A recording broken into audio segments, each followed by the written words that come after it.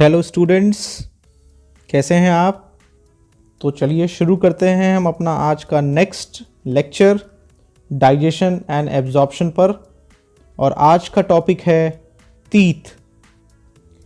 Students, teeth हमारे buccal cavity के sides में प्रेजेंट होता है और टीथ एक लिविंग स्ट्रक्चर है। टीथ क्या है?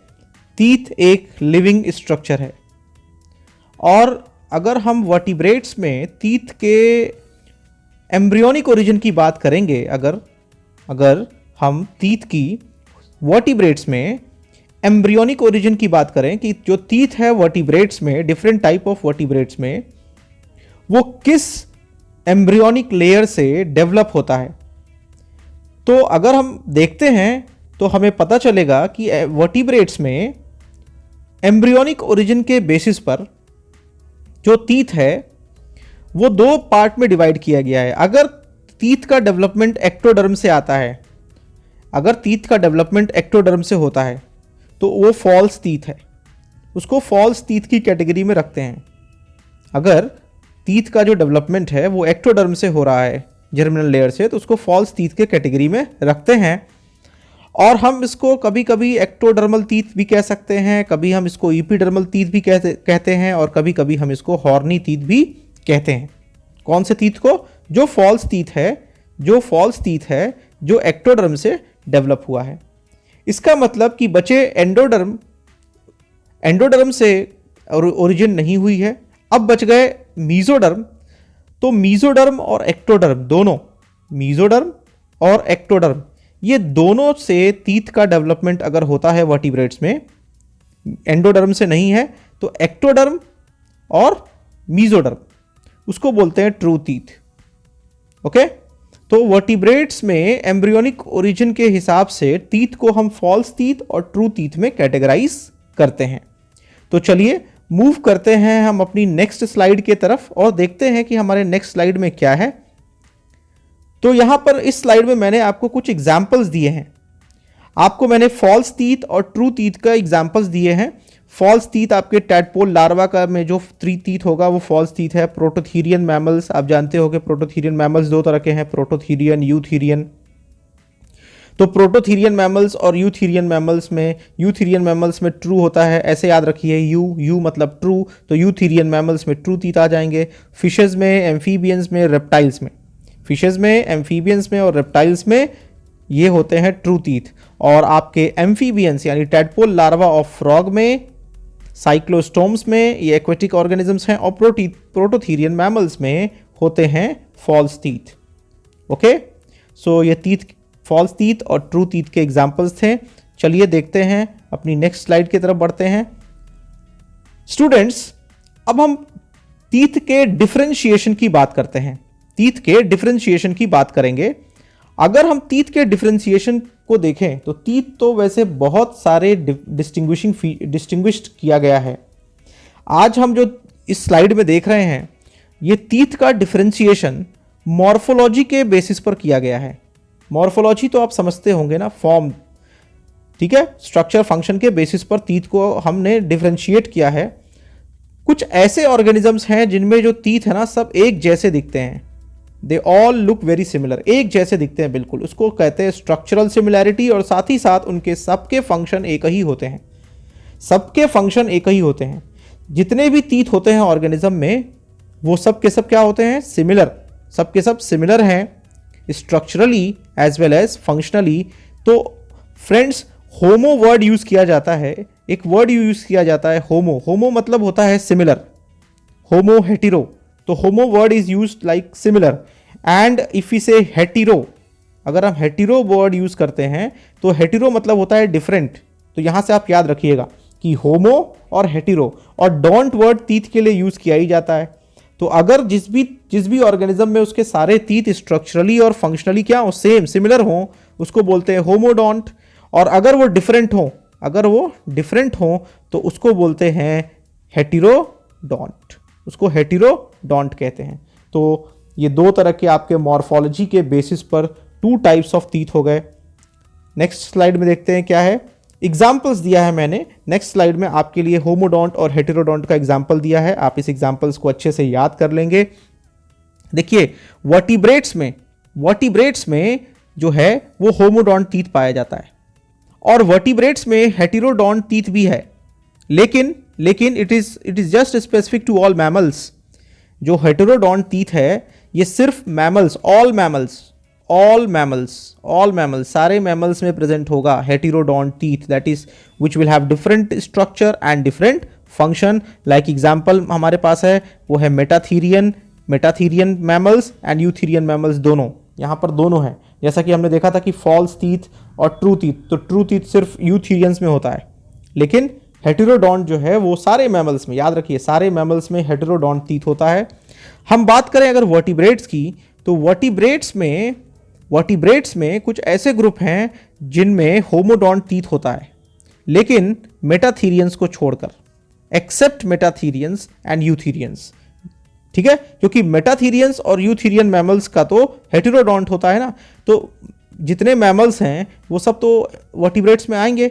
तो ये जो वर्टिब्रेट्स हैं, ये जो मेटाथीरियन और यूथीरियन मैमल्स को छोड़कर, इन मैमल्स को छोड़कर, क्योंकि I have already told you that all mammals have heterodont teeth, सारे मैमल्स के पास, all mammals have heterodont teeth, तो इसीलिए इन दोनों को छोड़कर अब बचे जितने भी वर्टिब्रेट्स हैं वो होंगे homodont. Okay, so I hope आपको क्लैरिफाई हो गया, एग्जाम्पल्स को अच्छे से याद कर लें।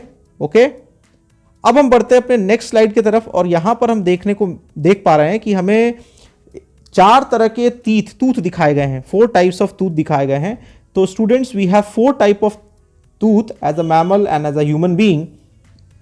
जो है इसमें आपको दिख रहा है कि आपको इंसीजर्स दिख रहे हैं, इंसीजर्स। अगर हम इसके पोजीशनिंग की बात करें, ये टेबल मैंने आपके लिए बहुत स्पेशल टेबल है जिसमें आपको एक ही साथ सारे टूथ के कंपैरिजन हो जाएंगे। तो अगर हम पोजीशन की बात करें फ्रेंड्स, तो सबसे आगे जो आपके दांत निकले होते हैं, जो आगे की तरफ होते हैं, वो इंसीजर्स हैं, ये फ्रंट में होते हैं। उसके बाद इसके दोनों साइड में, आइदर साइड ऑफ इंसीजर्स, हमें कैनाइंस देखने को मिलते हैं, और कैनाइन के पीछे हमें प्रीमोलर्स, बिहाइंड कैनाइन हमें प्रीमोलर्स, और फिर हमें बैक साइड पे, सबसे बैक साइड में हमें मोलर देखने को मिलते हैं। इसके बारे में, इनके स्ट्रक्चर के बारे में हम लोग आगे डिस्कशन करेंगे।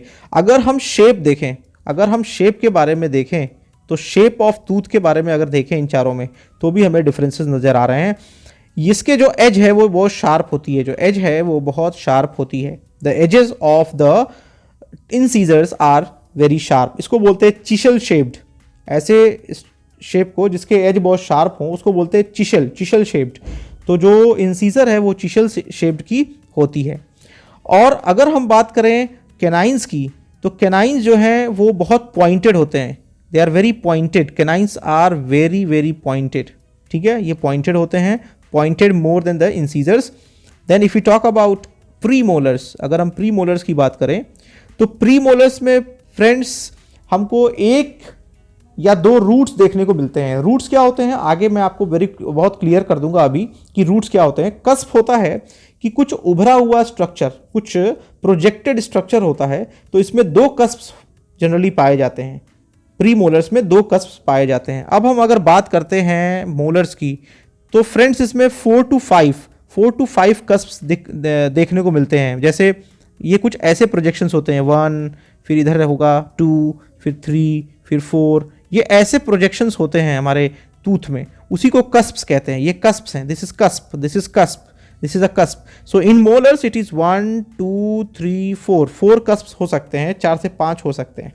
ओके फ्रेंड्स, रूट्स क्या होते हैं टूथ में? रूट्स होते हैं जिनसे ब्लड वेसल्स, नर्व्स वगैरह एंटर करती हैं। तो अगर हम प्री मोलर की बात करें तो ये रूट्स नीचे की तरफ होते हैं और ये 1 या 2 रूट्स होते हैं। आगे जब मैं टूथ का स्ट्रक्चर बताऊंगा तो वहाँ रूट का डायग्राम आपको क्लियर हो जाएगा। वहीं पर आप मोलर्स में अगर ध्यान से देखें तो ये 1 रूट है, ये दूसरा रूट नजर आ रहा है आपको, और ये तीसरा रूट नजर आ रहा है। इसमें 3 रूट्स हैं, 1, 2 and this one 3 roots are there. 2 roots भी हो सकते हैं, 3 रूट्स भी हो सकते हैं। अगर हम फंक्शन की बात करें तो इंसीजर, कैनाइन, प्री मोलर और मोलर सबके फंक्शन अलग अलग होंगे। इंसीजर का मेन फंक्शन है biting off the pieces of food, and then canine का मेन फंक्शन है कि it is having a same function as of incisor, but इसका जो पॉइंटेड जो कैनाइंस होते हैं पॉइंटेड होते हैं, इसलिए इनका काम है पियर्सिंग। इनका काम है पियर्सिंग, ये पियर्स करते हैं, पियर्सिंग। पियर्सिंग करने के बाद ये टीयरिंग करते हैं, tearing, piercing and then tearing, and after tearing the food is easily taken. और बहुत सारे ऑर्गेनिजम्स में ये जो कैनाइंस होते हैं ना, इनका एक और बड़ा इंपॉर्टेंट फंक्शन है, इनको ऑफेंस और डिफेंस के स्ट्रक्चर्स भी बोला गया है कि they are offense and defensive structures. ठीक है, ऑफेंस एंड डिफेंसिव स्ट्रक्चर्स इनको बोला गया है। अगर हम कैनाइंस की बात करें तो कैनाइंस में जैसे सारे जितने भी टूथ होते हैं उनमें रूट होता है। रूट का मतलब कि उससे वो इम्बेडेड होगा नीचे और उससे कुछ ब्लड वेसल्स, नर्व्स वगैरह निकलेंगी, अंदर जाएंगी।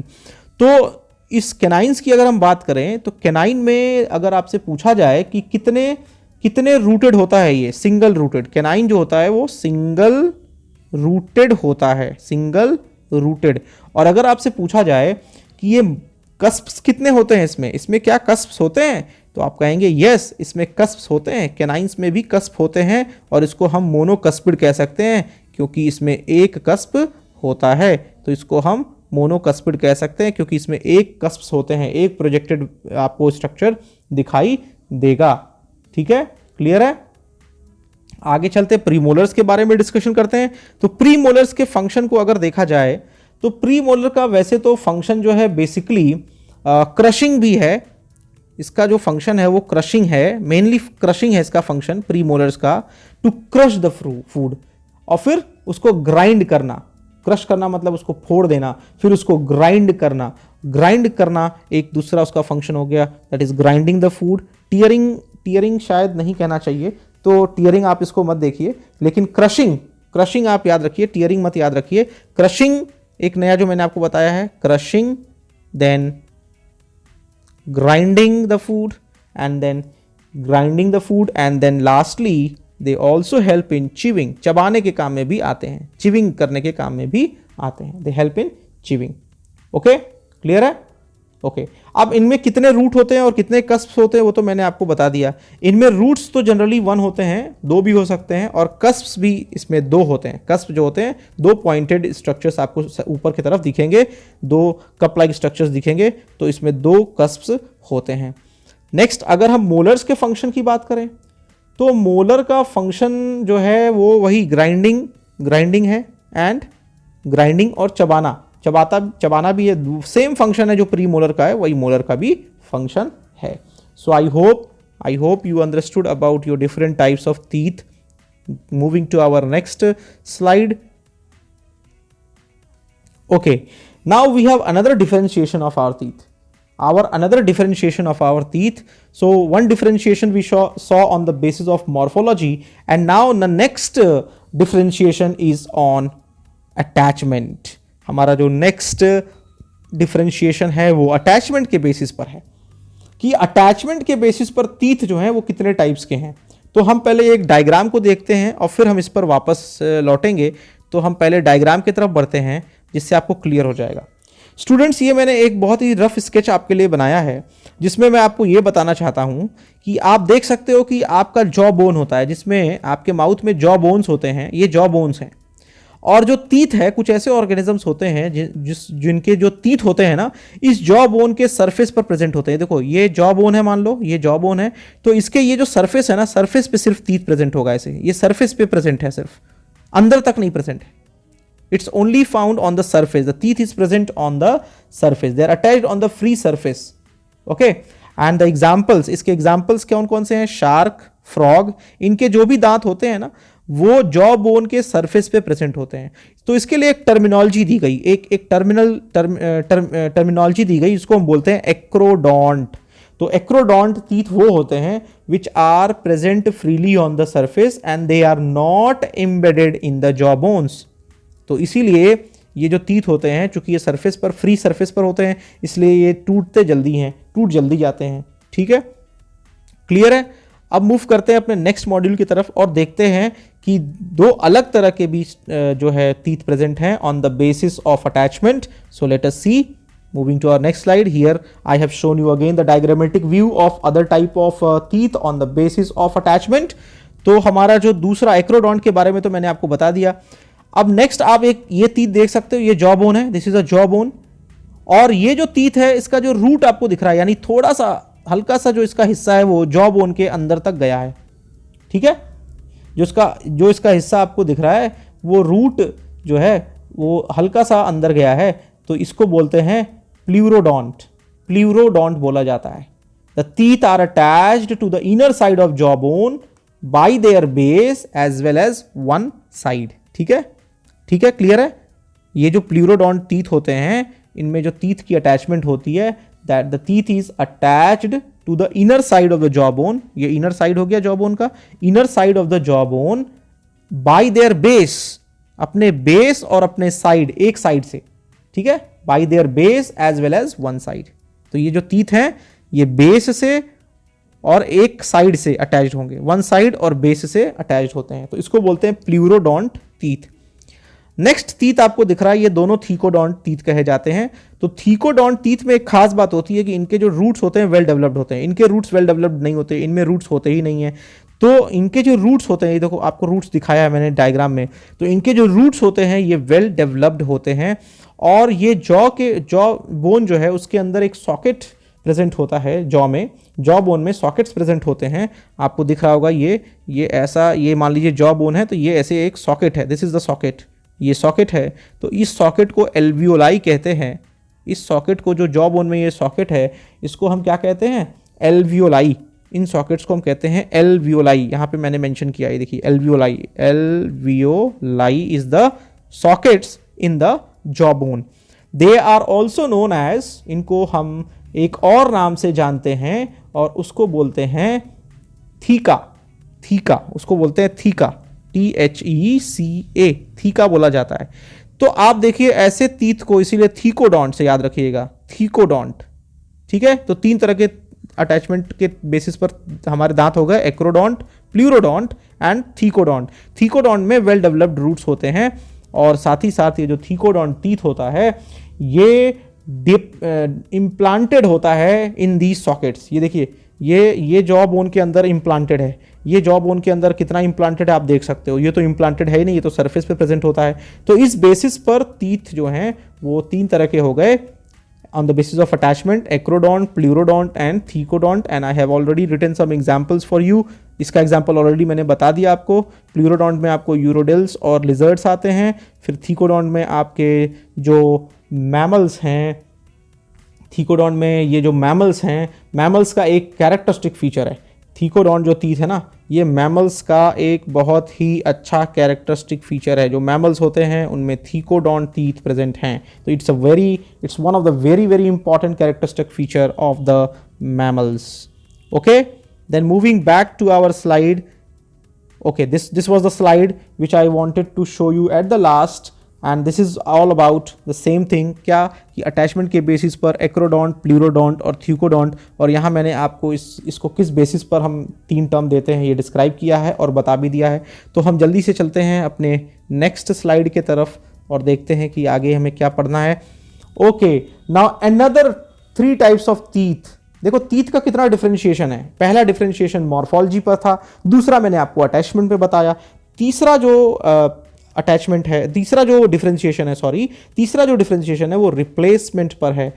क्या हमारे दांत जो आते हैं बर्थ से वो हमेशा बने रहते हैं कि रिप्लेस करते रहते हैं?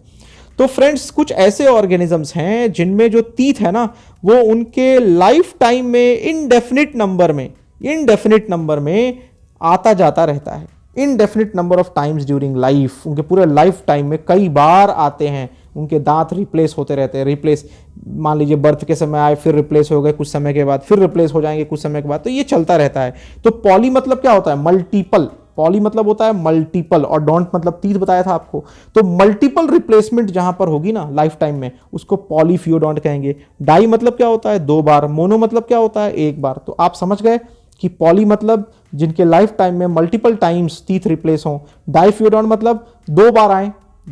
ठीक है, the teeth appears in twice in their life time. 2 बार दांत जो है अपीयर करते हैं. इसको बोला गया है 2 सक्सेसिव सेट्स में आपके टीथ आते हैं, तो डाइफियोडोंट. और मोनोफियोडोंट ओनली वन सेट, लाइफ में सिर्फ एक बार एक सेट दांत आया, उसको बोलते हैं मोनोफियोडोंट। तो आई होप कि you have easily understood about the replace teeth on the basis of replacement. There are three tooth teeth और tooth कुछ भी कह लीजिए on the basis of replacement: polyphyodont, diphyodont and monophyodont. Let us move to our next slide. अब next slide की तरफ move करते हैं। फ्रेंड्स, इसमें मैंने आपको एग्जांपल्स दिया है, आप यहां से एग्जांपल्स अच्छे से लर्न कर लो। और ये देखो FAR, फार, तो जो पॉलीफियोडोंट होते हैं ना, पॉलीफियोडोंट जो टीथ होते हैं, पॉलीफियोडोंट जो होते हैं, तो पॉलीफियोडोंट टीथ, वो मैंने एग्जांपल दिया है FAR। F मतलब फिशेस, A मतलब एम्फीबियंस और R मतलब रेप्टाइल्स। तो ऐसे याद रखोगे। फार, फार किस में आएगा? पॉलीफियोडोंट में आएगा। फार किस में? पॉलीफियोडोंट में आएगा। Most mammals, very important, not all mammals but most mammals. Don't get confused when I से मोस्ट मैमल्स। मोस्ट का मतलब ऑल नहीं होता है, मोस्ट का मतलब बहुत सारा, बहुत सारे, ठीक है। तो मोस्ट मैमल्स के जो हैं वो डाइफियोडोंट टीथ हैं, ये आपको ऑलरेडी बता दिया है। सम मैमल्स, देखो मैंने कहा था ना ऑल मैमल्स नहीं, सम मैमल्स, मोस्ट मैमल्स। तो most mammals are diphyodont and some mammals are monophyodont, but none of the mammals are polyphyodont. None of the mammals are polyphyodont. Most mammals are diphyodont and some mammals are monophyodont. And which are those some mammals? Platypus, platypus ये अंडे देता है, ये सब mammal है जो अंडे देता है। आगे हम लोग देखेंगे मार्सुपियल्स, कंगारूज, कंगारूज जो होते हैं मार्सुपियल्स, मोल्स, ठीक है, और टूथेड वेल्स, ये सब जो हैं ये सब मैमल्स हैं which are monophyodont. So I hope you got the example, learn it properly. Moving to our next slide, let us see what we have in the next slide. Yes, अब हम लोग मैमल्स, हम human beings भी mammals में आते हैं ना, हम ह्यूमन बींग्स भी मैमल्स में आते हैं। और मैमल्स के 3 बड़े डिस्टिंक्ट फीचर्स हैं इन ऑल मैमल्स, सारे मैमल्स के जितने भी मैमल्स हैं उनके 3 डिस्टिंक्ट फीचर्स हैं। क्या क्या? जनरली सारे मैमल्स में, क्योंकि अभी हमने देखा कि सब मैमल्स में जो है वो मोनोफियोडोंट टीथ भी होते हैं। तो जनरली एक सेंस में देखें, डिस्टिंक्ट फीचर के सेंस में हम कॉमनली ले रहे हैं, जनरली ले रहे हैं, तो जो मैमल्स हैं हेटेरोडोंट, थीकोडोंट एंड डाइफियोडोंट, और इन तीनों के बारे में मैंने आपको ऑलरेडी बता दिया है पहले ही। तो याद रखेंगे कि the mammals share 3 distinct features. What are those 3 distinct features? The 3 distinct features is they have a heterodont type of teeth, thecodont type of teeth and diphyodont of teeth. Okay, so let us move to our next slide. Okay, now here जो teeth है हमारे, उनका कुछ function मैंने एक बार फिर से आपको बताया है स्लाइड में। तो friends, the first step of the digestive system का पहला स्टेप क्या? चिविंग। तो चिविंग शुरू करते हैं कौन? टीथ, इसीलिए इनको बोला गया teeth are the first step of the digestive system and the functions are chewing, they help in pronunciation, okay, basically control by the vocal cords. Vocal cords होते हैं जो साउंड प्रोड्यूस करते हैं, but needs to work with teeth. वैसे तो vocal cord जो है वो साउंड प्रोड्यूस करते हैं, लेकिन वो दांत, बहुत सारे शब्द होते हैं, बहुत सारे आपने पढ़े हो ना स्वर वगैरह, वो जो दांतों से हम लोग बनाते हैं। तो वोकल कॉर्ड तो वैसे साउंड प्रोड्यूस करता है, लेकिन वो कभी ना कभी प्रोनाउंसिएशन के समय टीथ का भी मदद लेता है। और अपीयरेंस, जस्ट इमेजिन कि अगर आपके मुंह में दांत ना होते तो आपकी अपीयरेंस कैसे होती, तो कहीं ना कहीं वो आपको एक अपीयरेंस भी देते हैं। Okay, now moving to our next slide, let us see what we have in the next slide. Yes, this is the structure of the tooth which I wanted to tell you. अब ये देखिए, ये एक section है, tooth का एक section आपको दिखाया गया है, ठीक है। एक वर्टिकल सेक्शन आप कह सकते हो कि मैंने आपको दिखाया है, इंटरनल स्ट्रक्चर के साथ दिखाया है। तो आप एक चीज देखो कि जो सबसे पहले तो जो हमारा टीथ है, आपको डायग्राम में बहुत क्लियर एक चीज दिख रही है, आपको डायग्राम में एक बहुत क्लियर चीज दिख रही है कि हमारा टीथ 3 पार्ट में डिवाइड कर सकते हो, 1 2 3। This is crown, neck and root.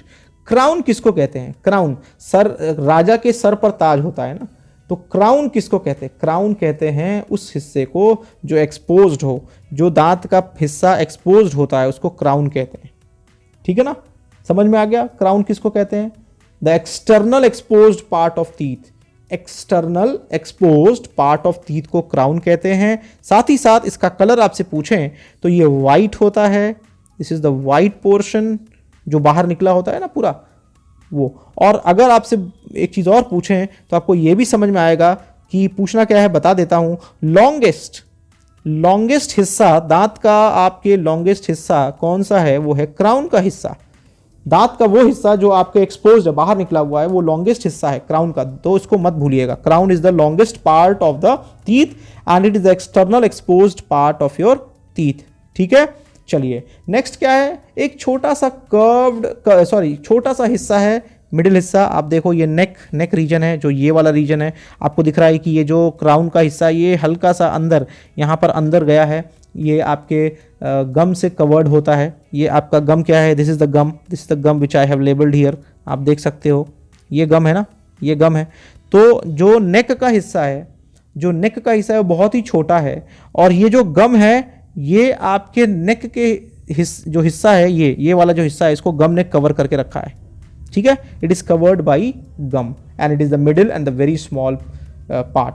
गम से आपके जो दांत होते हैं ना, उनको स्ट्रेंथ मिलती है, बहुत ताकतवर होते हैं, स्ट्रेंथ। ठीक है, रिजिडिटी आ जाती है। अगर गम वीक हो जाए, आपके गम ठीक ना हो, तो आपके दांत जो है हिलने डुलने लगेंगे, स्ट्रेंथ खत्म हो जाएगा। Okay, moving to the next part, let us see what is that.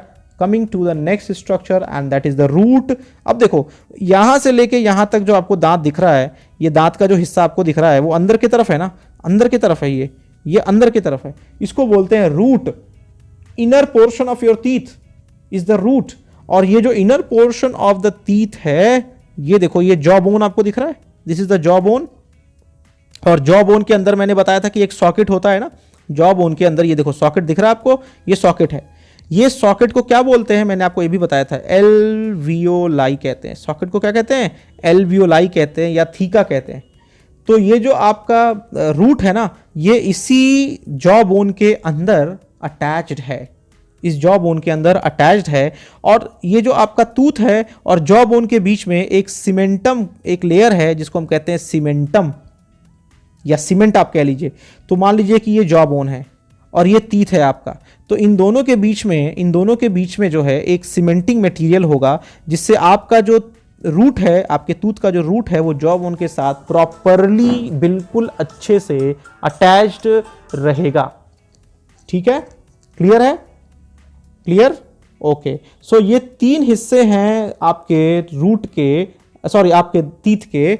एक है आपका क्राउन, नेक एंड रूट, और root is attached with the jaw bone through a cementing material, और इसको कहते हैं सीमेंटम। ओके, फिर आपको एक कैविटी दिख रही है ना इसमें, ये देखो, ये कैविटी दिख रही है आपको, ये मैं दिखाने की कोशिश कर रहा हूं। ये जो आपको दिख रहा है, ये पोर्शन, ये कैविटी है, दिस इज द कैविटी। ये जो मैं शेड किया हूं रेड से, ये कैविटी है। हमारे दांत के अंदर एक कैविटी है जिसको हम पल्प कैविटी भी कहते हैं। ये देखिए लिखा हुआ है pulp chamber, can you see? Pulp chamber लिखा हुआ है, this is the pulp chamber, ये पल्प चैम्बर है। तो पल्प चैम्बर या पल्प कैविटी होती है। अब ये जो पल्प कैविटी होती है, इसके अंदर क्या दिख रहा है आपको क्या दिख रहा है इसके अंदर? आपको इसके अंदर क्या दिख रहा है? ब्लड दिख रहा है, ब्लड वेसल्स, ब्लड वेसल्स दिख रहे हैं। और क्या दिख रहा है आपको? पल्प के अंदर दिखेंगे blood vessels. Then what else you will see? Blood vessels के अलावा आपको नर्व के फाइबर्स दिख रहे हैं ना, नर्व फाइबर्स भी दिख रहे हैं आपको नर्व फाइबर्स दिखे, ब्लड वेसल्स दिखे, और क्या दिखेंगे? आपको लिम्फ के वेसल्स दिखेंगे, आपको लिम्फ के भी वेसल्स दिखेंगे। कहां पे? पल्प, जो दांत के अंदर कैविटी है ना, उसके अंदर आपको ये सारी चीजें दिखेंगी। ओके, और कुछ कनेक्टिव टिश्यूज भी दिखेंगे। तो इस पल्प कैविटी के अंदर ये सारी चीजें प्रेजेंट होंगी। ओके, क्लियर है? और आपके जो टीथ फॉर्मिंग सेल्स होते हैं, ये जो टूथ बनाने वाले सेल्स हैं, उनको क्या कहते हैं? ये देखिए यहाँ पे मेंशन्ड है, ओडोंटोब्लास्ट कहते हैं, इसको नहीं भूलेंगे। ओडोंटोब्लास्ट ये सेल्स होते हैं, इनको ऑस्टियोब्लास्ट भी कह सकते हो। और ये जो सेल्स हैं, ये आपके मीजोडर्म से आते हैं, याद रखना है, मीजोडर्म से आते हैं, ये आपके मीजोडर्म से आते हैं। ठीक है ना, आपके मीजोडर्म से ये सेल्स डिराइव होते हैं। और मीजोडर्मल ओरिजिन, यानी जब आपका जब जाइगोट से डेवलपमेंट होता है ना ऑर्गेनिज्म का, तो ये जाइगोट के अंदर 3 ग्रुप्स बनते हैं सेल्स के। सबसे बाहर वाला बोलते हैं एक्टोडर्म, बीच वाले को बोलते हैं एंडोडर्म, बीच वाले को बोलते हैं मीजोडर्म और सबसे अंदर वाले को बोलते हैं एंडो। तो एक्टो, बीच वाले को मीजो और सबसे अंदर वाले को एंडो। तो ये मैं आपको डिटेल में नहीं बता सकता, इसलिए अभी आप इतना बस समझ लो। तो आपका ये हो गया odontoblasts. Okay, this is the cells which derive from mesoderm and इनका फंक्शन क्या है? इनका फंक्शन यही है, बहुत इंपॉर्टेंट फंक्शन है कि ये जो ओडोंटोब्लास्ट सेल्स होते हैं ये न्यूट्रिशन प्रोवाइड करते हैं, ठीक है, और पल्प कैविटी को कवर करके भी रखते हैं। ये देखो पल्प कैविटी को पूरा ऐसे कवर करके रखेंगे। ये पल्प जो कैविटी है ना, इसको कवर्ड बाय ओडोंटोब्लास्ट सेल्स, ठीक है। साथ ही साथ इन सेल्स का एक और रोल है, बहुत इंपॉर्टेंट रोल है, और वो है, उसको डेंटाइन कहते हैं। एक स्ट्रक्चर है डेंटाइन, एक स्ट्रक्चर होता है डेंटाइन। डेंटाइन एक ऐसा स्ट्रक्चर है जो इनऑर्गेनिक सब्सटेंसेस से बना होता है। डेंटाइन जो है वो एक लेयर है जो इनऑर्गेनिक सब्सटेंसेस से बना होता है। सबसे ज़्यादा इसमें इनऑर्गेनिक सब्सटेंसेस होते हैं, और इस डेंटाइन के चारों तरफ ओडोंटोब्लास्ट सेल्स प्रेजेंट होते हैं। इस डेंटाइन के चारों तरफ ओडोंटोब्लास्ट सेल्स प्रेजेंट होते हैं। और ये जो डेंटाइन है ये आपका अगर पूछा जाए कि आपके टूथ का पूरा बल्क यानी ज़्यादा हिस्सा कौन बनाता है, आपके टूथ का मैक्सिमम हिस्सा क्या है, तो मैक्सिमम हिस्सा डेंटाइन है। आपके टूथ का मैक्सिमम रीजन कौन बनाता है? वो बनाता है डेंटाइन बनाता है, ठीक है, डेंटाइन। देन डेंटाइन के ऊपर आपको जो डेंटाइन वाला हिस्सा है उसके ऊपर आपको जो स्ट्रक्चर दिख रहा है उसको कहते हैं इनेमल। इनेमल, और ये जो इनेमल है ना, ये आपके आउटर मोस्ट यानी डेंटाइन को कवर करता है। ये आउटर मोस्ट है, ये बाहर की तरफ आपके इनेमल होगा। और आपको एक चीज़ और बता दूं कि enamel is the largest, sorry, enamel is the hardest structure to be known in your body. अगर आपसे पूछा जाए कि the hardest structure, hardest part आपका जो है वो इनेमल है, बहुत ही हार्ड होता है। और ये इतना हार्ड होता है, इतना रेसिस्टेंट भी होता है। आप जो चीज़, कोई चीज़ गर्म खाते हो, ठंडा खाते हो, और कोई चीज़ जो बहुत रिजिड होती है उसको आप अपने दांतों से तोड़ते भी हो, तो देखो ये प्रेशर, टेम्परेचर और बहुत तरह के सेंसेशंस को क्या कर रहा है? बियर कर रहा है। तो इससे पावरफुल कुछ भी नहीं है हमारी बॉडी में। It's very very very powerful. Okay okay, then I told you about the cement, cementum. Cementum का काम क्या है? इट अटैचेस द टूथ का जो रूट है उसको बोन से अटैच करके रखेगा। This is the bone and this is the root of the tooth. तो root of the tooth and the bone is fixed by a cementum layer, ठीक है, क्लियर है? ओके, जो इनेमल है, देखो ई से इनेमल, ई से इनेमल और ई से एक्टोडर्म। तो इनेमल कहां से ओरिजिनेट, इसकी ओरिजिन कहां से होती है? एक्टोडर्म से होती है। ये याद रखना है सब। इनेमल की ओरिजिन कहां से होती है? एक्टोडर्म। मैंने बताया था ना कि हमारी बॉडी में जितने भी पार्ट्स राइज होते हैं ना, जितने भी, वो सब उन 3 लेयर से बनते हैं जो जाइगोट बनने के बाद डेवलप होता है। देखो हम सब कहां से आए हैं? हम सब तो जाइगोट से ही आए हैं ना। हम सब कहां से आए हैं? जाइगोट से आए हैं। जाइगोट में डिवाइड होते गए, सेल डिवीजन होता गया और मल्टी सेलुलर स्ट्रक्चर डेवलप कर गया। तो वो जो जाइगोट है ना, वो सबसे पहले 3 लेयर बनाता है। सबसे बाहर ectoderm, then the mesoderm and then the endoderm. तो बहुत सारी चीजें मीजोडर्म से आई हैं, बहुत सारी चीजें एक्टोडर्म से आई हैं, बहुत सारी चीजें डेवलप हुई हैं एंडोडर्म से। तो ये जो इनेमल है, ये जो इनेमल है, ई से इनेमल और ई से एक्टोडर्म, तो इसकी ओरिजिन क्या हो गई? ये एक्टोडर्मल इन ओरिजिन हो गया। और इसमें भी आपके 92% इनेमल में सबसे ज्यादा इनऑर्गेनिक सब्सटेंस है, 92%। डेंटाइन में इसके बाद डेंटाइन का रोल आता है, इसमें 62 से 69% डेंटाइन में प्रेजेंट होते हैं। और आपके इनेमल में सबसे ज्यादा 92% जो इनेमल है वो आपके इनऑर्गेनिक सब्सटेंसेस से बनते हैं। और ये hardest part of the body है, इसको तो बिल्कुल मत भूलना। Enamel is the hardest part of the body. Enamel is the hardest part of your body. Okay, clear है? और इसमें जो एक इनऑर्गेनिक सब्सटेंस पाया जाता है ना, वो है आपके calcium phosphate, calcium hydroxide, calcium carbonate. ये सारी चीजें प्रेजेंट होती हैं और ये इसको हार्डेस्ट बना देती हैं। क्लियर है? तो मैंने आपको ब्लड वेसल्स बता ही दिया कि ये देखिए ब्लड वेसल्स। और देखिए रूट के बारे में जो मैं बात कर रहा था, आखिर ये जो ब्लड वेसल्स हैं ये इस पल्प में कैसे जाएंगे? कोई ना कोई जगह तो होनी चाहिए ना। हमारे जो टीथ है उसके जो रूट है उसमें देखो कैनाल दिख रहा है आपको। ये जो मैं ये जो लाइन ले जा रहा हूं ये कैनाल है, ये एक रास्ता है, ये कैनाल है। इस कैनाल से ही ब्लड वेसल्स, नर्व्स और लिम्फ वेसल्स पल्प के अंदर आते हैं। तो इस कैनाल को बोलते हैं रूट कैनाल। इसी कैनाल को हम क्या कहते हैं? Root canal. आपको कितने कैनाल दिख रहे हैं यहाँ पे? यहाँ पे आपको एक इधर और एक इधर, यहाँ पे आपको 2 रूट कैनाल दिख रहे हैं। तो रूट कैनाल समझ गए आप किसको कहते हैं? Root canal. इसीलिए कभी कभी क्या होता है कि जब आपके टीथ का जो डेंटाइन का हिस्सा है अगर वो ब्रेक कर गया, अगर टीथ के डेंटाइन का हिस्सा, मान लो ये टीथ है आपकी और ये जो है डेंटाइन, ये जो एनामल डेंटाइन यहाँ खत्म, ये ब्रेक कर गए, डिसॉल्व हो गए, तो आपका ये जो पल्प का एरिया है, ये टीथ मान लीजिए ऐसा हो गया, एक सुरंग बन गई, खोल बन गया आपके दांत में, तो ये जो पल्प है ना, यहाँ जो ब्लड वेसल्स वगैरह ये सरफेस पे दिखने लगेंगे, ये देखिए ऐसे सरफेस पे दिखने लगेंगे। और जब आप कोई भी फूड वगैरह खाओगे तो उससे प्रेस होगा तो ये आपको एक दर्द सा महसूस होगा। ठीक है, इसीलिए इनामल और डेंटाइन हमें जो है ब्लड वेसल्स के जो सेंसेशन ना पहुँचे, प्रेशर ना पहुँचे उनको, उससे भी हेल्प करते हैं। चलिए मूव करते हैं अपने नेक्स्ट स्लाइड की तरफ। How to write dental formula. Dental formula होता है कि जो इट्स एन अरेंजमेंट। हर मैमेलियन स्पीशीज, जो भी मैमेलियन स्पीशीज होता है ना, उसका एक अपना स्पेसिफिक डेंटिशन होता है। हर मैमेलियन, जो भी मैमेलियन स्पीशीज हैं उनका एक अपना डेंटिशन होता है। डेंटिशन का मतलब होता है कि it's a formula to represent the number. ये टेक्सोनॉमिक आप कह सकते हो, अरेंजमेंट ऑफ टीथ, कि टीथ कैसे अरेंज्ड है उसके रिप्रेजेंटेशन को डेंटिशन कहते हैं। What is dentition? So dentition is the definite number and arrangement of teeth. अगर आप कहेंगे कि इस स्पीशीज का डेंटिशन क्या है, तो उससे आपको यह पता चल जाएगा कि ये जो स्पीशीज है उसमें कितने डेफिनिट नंबर, दांत के कितने दांत हैं और साथ ही साथ उनका अरेंजमेंट कैसा है। तो dentition is something which represents number as well as it represents arrangement of teeth. तो don't forget it. What is dentation?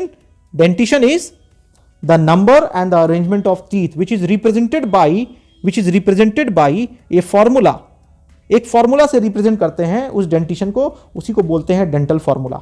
ठीक है, सामने मैंने आपको एक डायग्राम दिखाया है। ये हमारे देखिए, ये आपका लोअर जॉ वाला हिस्सा हो गया, ये आपका अपर जॉ वाला हिस्सा हो गया। आपके 2 जॉज हैं, अपर जॉज, लोअर जॉज।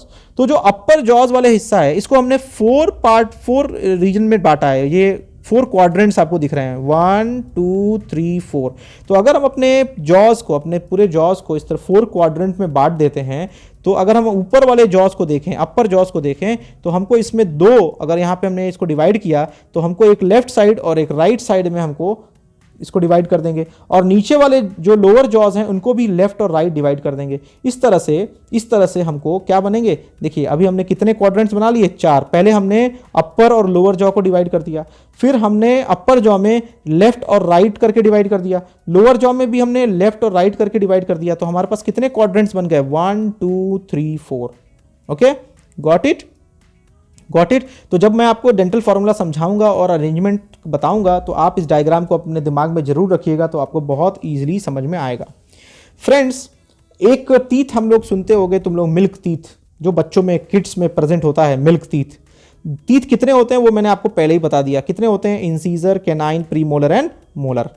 तो अगर हम इंसीजर की बात करें, ये जो फॉर्मूला मैंने लिखा है फ्रेंड्स, ये जो फॉर्मूला आपको नजर आ रहा है 2102/2102, ये मैंने जो है एक जॉ बोन के लिए लिखा है। मींस ध्यान दीजिएगा, ये 2/2 का मतलब है कि अपर जो जॉ में, अगर मैं बात करता हूं अपर जॉ में, तो अपर जॉ में 2 लेफ्ट और 2 राइट। Got it? इंसीजर, फिर से मैं समझा रहा हूं आपको कि जो इंसीजर है मैंने यहां लिखा है 2/2, तो इसका क्या मतलब है? इसका यह मतलब है कि अगर हम अपर जॉ की बात करें तो अपर जॉ में लेफ्ट साइड में, जहां से हमने इसको डिवाइड किया ना, ये इधर, अगर लेफ्ट साइड में अगर हम कहें कि यहां पे एक इंसीजर इधर, एक इंसीजर इधर, तो इधर भी एक इंसीजर और इधर भी एक इंसीजर, तो कितने हो गए टोटल? 4। इसी को मैंने 2/2 लिखा है। अब अगर बात करें कैनाइन की, तो कैनाइन क्या है? लेफ्ट साइड में एक कैनाइन और राइट साइड में एक canine. Okay, let me just select a new colour. एक नया कलर ले लूँ आपके लिए, तो आपको और इजीली समझ में आएगा। तो एक कलर ले लेने दीजिए मुझे, मैं ये कलर ले लेता हूँ। ठीक है, और अब मैं आपको समझाता हूँ इजीली। तो ये क्या कहा था मैंने कि अपर जॉ में अगर हम देखें, अपर जॉ, मान लो ये अपर जॉ है, तो अगर हम अपर जॉ में देखें बेटा, तो ये इंसीजर क्या है? इसमें ये 1 और ये 2, यानी लेफ्ट साइड में 2 इंसीजर और राइट साइड में भी 2 इंसीजर होंगे 1 2, तो ये हो गया 4, इसीलिए इसको लिखा जाता है 2/2। तो इंसीजर हो गए 2/2। ठीक यही चीज नीचे वाले जॉ बोन में भी होगी। आप सोच रहे होंगे नीचे नहीं होगी क्या? बिल्कुल बिल्कुल नीचे भी होगी, यहां 2 इधर और 2 इधर, ठीक है। तो ये 2/2 का मतलब मैंने ये एक जॉ के लिए यूज किया है। तो हमारे पास कितने जॉ हैं? 1 2, इसीलिए मैंने इंटू 2 कर दिया है, ठीक है। अगर हम इंसीजर की बात करें तो एक इधर एक इधर, इधर भी होगा, एक इधर, ठीक है। तो 1/1 हो गया। एक जॉ में कितना है? 2। एक जॉ में 2 है। ये जो मैंने फॉर्मूला लिखा है ये किसके लिए लिखा है? अपर जॉ के लिए लिखा है। सेम फॉर्मूला किसके लिए होगा? लोअर जॉ के लिए भी होगा, इसीलिए मैंने इसको एक फॉर्मूला लिख के इंटू 2 कर दिया है, ठीक है। प्री मोलर्स नहीं होते, याद रखना, बच्चों में प्री मोलर्स नहीं होते, इसलिए मैं 0/0 लिखा हूं। मोलर्स 2 होते हैं, 2/2। अब जरा गिनते हैं, तो अगर ये हो गया 2 + 1 3 + 2 5, तो 5 इधर और ये नीचे भी 2 1 3 + 2 5 और 5 इधर। तो अगर हम अपर जॉ की बोन की बात करें तो 5 दांत इधर और 5 दांत इधर, कितने हो गए? 10। और सेम यही चीज लोअर जॉ में भी है ना, मैंने आपको बताया है कि ये तो अपर जॉ का फॉर्मूला लिखा गया है, लोअर जॉ का भी फॉर्मूला ऐसा ही होगा। तो इधर भी 5 दांत, इधर भी 5 दांत। अब आप गिनो तो कितने हो गए? 5 + 5 10 + 5 15 + 5 20। तो ये जो आपका डेंटल फॉर्मूला बना वो क्या बना? वो ये बन गया कि 2/2 1/1 0/0 2/2, this is representing one jaw and the same formula will represent another jaw. अगर इस वाले जॉ के लिए लिखूं तो यही लिखूंगा 2/2 1/1 0/0 एंड 2/2। तो ये काउंट करने पे कितना आएगा? 10 आएगा। 2 2 4 4 2 6 6 2 8 2 10। और इसको भी काउंट करने पे कितना आएगा? 2 2 4 4 2 6 6 2 8 2 10 10 और 10 20। 10 ऊपर जॉ में, 10 लोअर जॉ में। I hope you have understood it. Let us move to our next slide. Now we have in the same way we have an adult dental formula. But बच्चों एक चीज और याद रखो कि जो मिल्क टीथ होता है ना वो टेम्पररी होता है, तो अडल्ट का डेंटल फॉर्मूला है उसमें जो टीथ होते हैं वो टोटल 32 होते हैं, ठीक है ना। कितने होते हैं? 32 होते हैं। और जो अभी हमने किड्स में देखा था 20 होते हैं। तो they have 32 and they have a permanent teeth. इनको परमानेंट टीथ कहते हैं। Now they will not be replaced. आपको याद है रिप्लेसमेंट के बेसिस पे हम लोगों ने पढ़ा था मोनोफियोडोंट, पॉलीफियोडोंट एंड डाइफियोडोंट। तो ह्यूमन बीइंग्स अगर आप अपने लिए देखोगे तो आप डाइफियोडोंट हो। आप क्या हो? आप डाइफियोडोंट हो। आपके दांत आपके लाइफ टाइम में 2 बार आते हैं। पहला जो सेट आता है उसको मिल्क टीथ कहते हैं, उसका नंबर कितना होता है? 20, उसका नंबर 20 होता है। और 12 और होते हैं, बाद में आ जाते हैं। 12 दांत और आपके आ जाते हैं। यहां ये चीज बहुत ध्यान से समझना, आपके 20 दांत पहले से थे। आपके 20 दांत क्या थे? पहले से थे। और आपके जो 20 दांत पहले से थे, ये 20 दांत फिर से रिप्लेस हो गए हैं। ये 20 टेम्पररी टीथ फिर से 20 से 20 रिप्लेस हो गए हैं।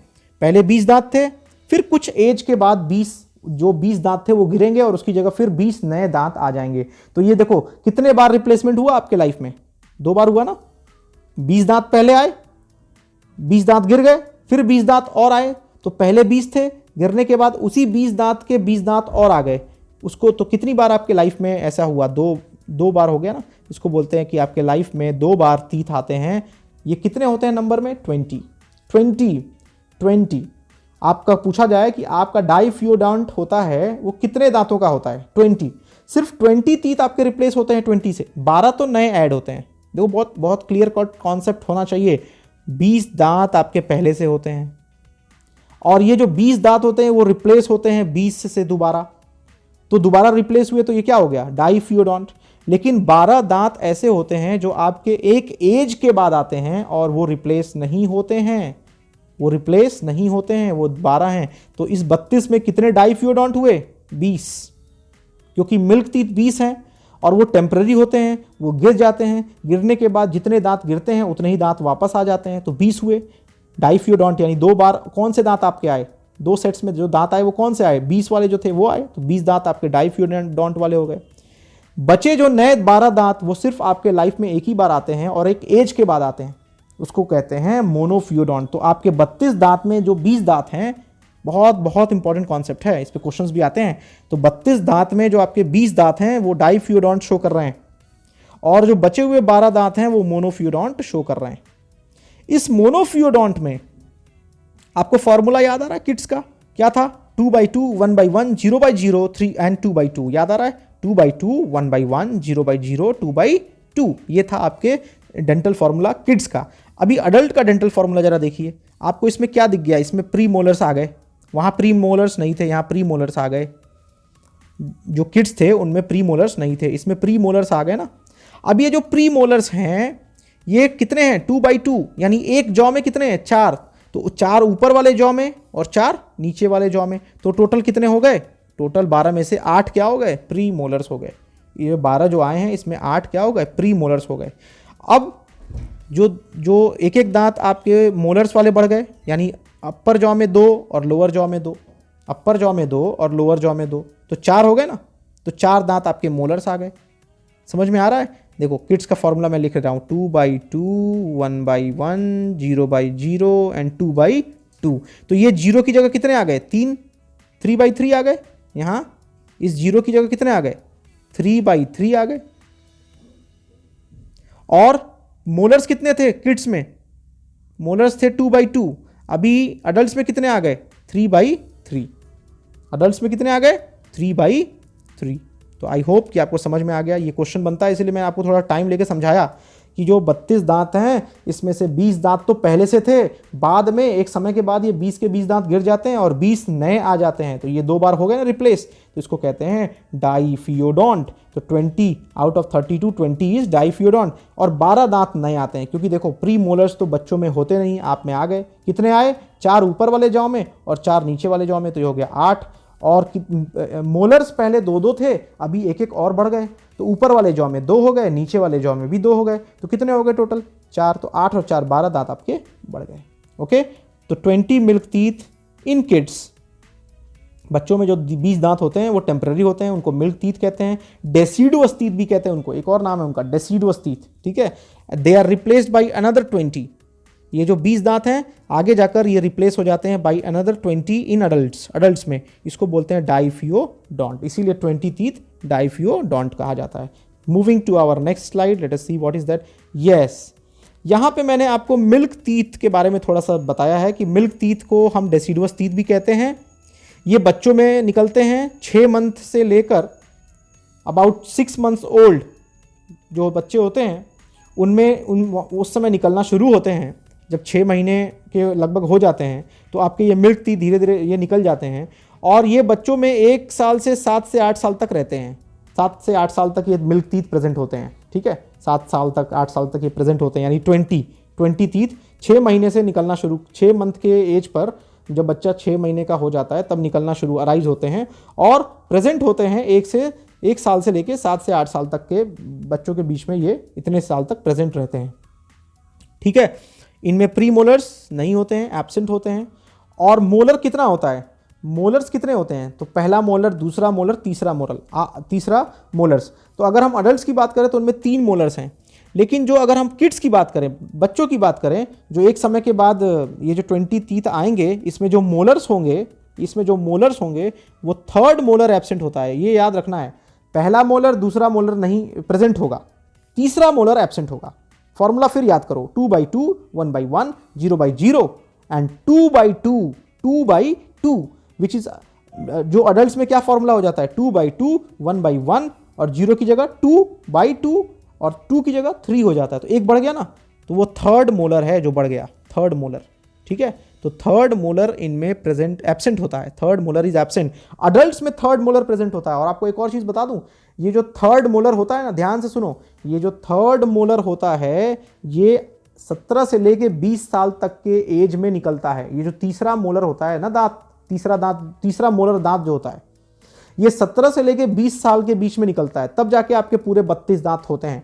तो इसको विजडम टूथ कहा गया है, इसीलिए इसको विजडम टूथ कहा गया है। ठीक है, ये डेंटल फॉर्मूला मैंने आपको बता ही दिया है। और जो 20 अगर दांत हैं, 20 होते हैं किड्स में, तो 10 ऊपर और 10 नीचे, ये भी बता दिया है। चलिए मूव करते हैं नेक्स्ट स्लाइड की तरफ। तो कितने दांत नए आए? 20 तो पहले से थे और बाद में वो रिप्लेस हो गए, और फिर कितने और ऐड हुए? तो 12 दांत और ऐड हुए लाइफ टाइम में, और ये सिर्फ एक बार होते हैं, इसीलिए इनको मोनोफियोडोंट कहा गया है। जो टेम्पररी दांत होते हैं, जो मिल्क टीथ होते हैं, जो डेसिडुअस टीथ होते हैं, वो गिर जाते हैं। गिरने के बाद वो क्या होते हैं? ये 6th to 10th ईयर, बच्चे के 6वें और 10वें साल तक ये गिर जाते हैं। और फिर ये एक परमानेंट टीथ से रिप्लेस हो जाते हैं, ठीक है। और फिर मैंने आपको ये बताया कि विजडम टूथ कब निकलते हैं। विजडम टूथ 17 साल से लेके 20 साल के एज में एक तीसरा मोलर निकलता है। इसके पहले मोलर्स 2 ही होते हैं, 2 ऊपर,